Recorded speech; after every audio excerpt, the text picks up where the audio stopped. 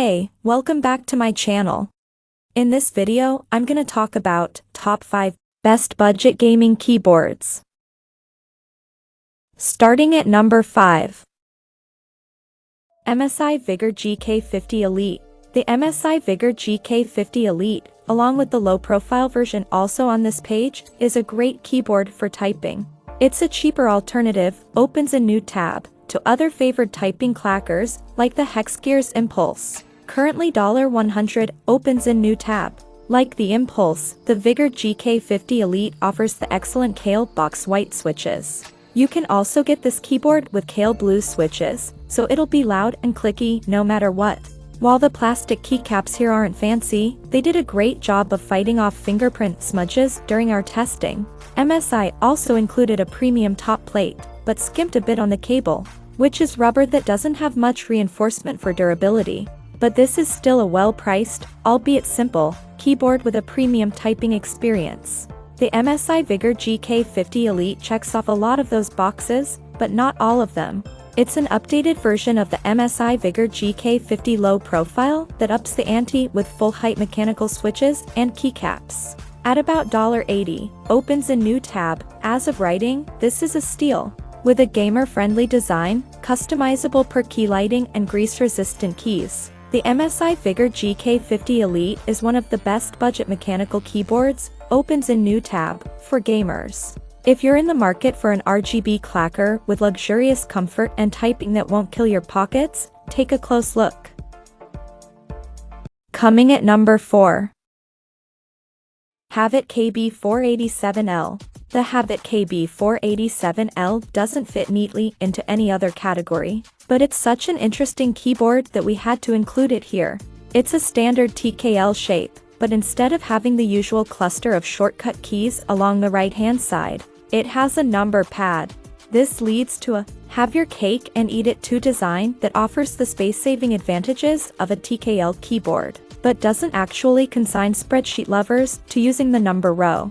I didn't notice the difference during everyday use. I rarely use either the shortcut cluster or the number pad, but it's almost certain to throw off anyone who's used to a more traditional layout.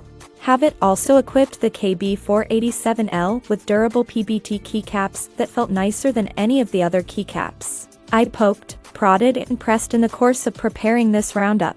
I didn't notice any mispressed keys throughout multiple days of playing Valorant or Counter-Strike Global Offensive, and those games make it pretty easy to tell when you're doing something wrong with the keyboard, namely by making what should have clearly been a headshot fly off somewhere between the lost cities of Atlantis and Narnia.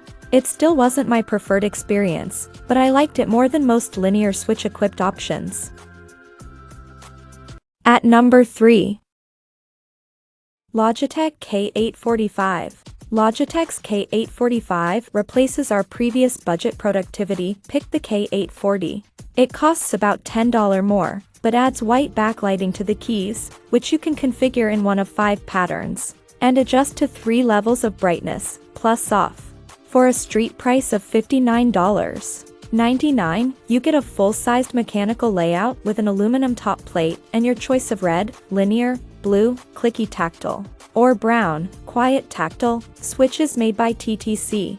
For $20 more, you can opt for one of the 845CH models, which use cherry switches or red or blue. 72-pound weight and plastic shell don't exactly scream high-quality keyboard. Still, the switches are rated to 50 million clicks, and the molded keycaps mean you don't have to worry about the labels fading, though we're not a huge fan of the chunky font. There are no dedicated macro or media keys, included software, or detachable cable, and the white backlight isn't as snazzy as RGB, but we also wouldn't expect all that in this price range.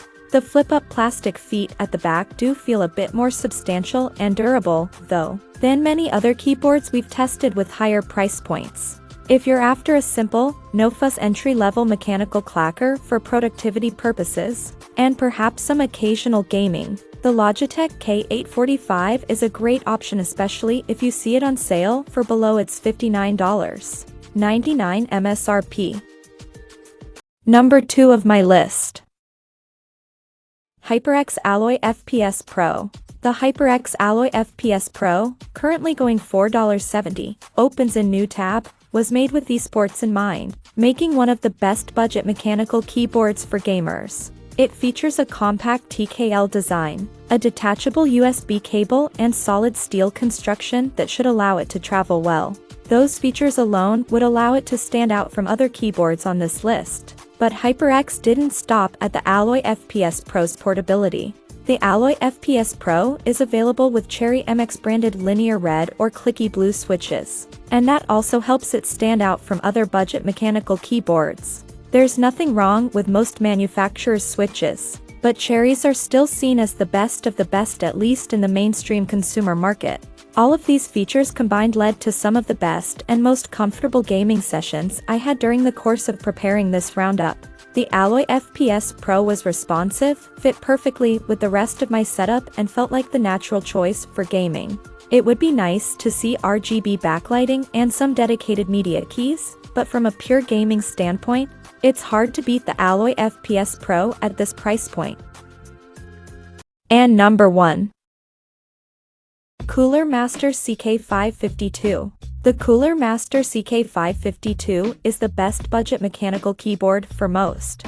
It's a full-sized gaming keyboard with RGB backlighting, an aluminum top plate, and a 5.9" 1.8" USB 2.0 cable. Choosing a different switch type could help, and Cooler Master makes the keyboard with tactile brown or clicky blue switches too, but they aren't as easy to find online as of writing.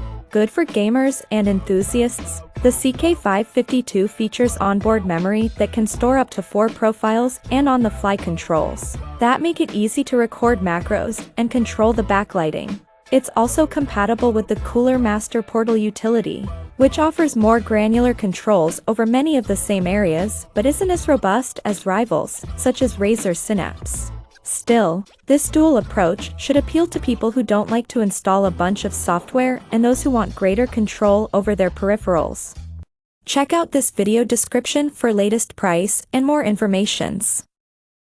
Thank you for watching this video. Please subscribe and stay tuned.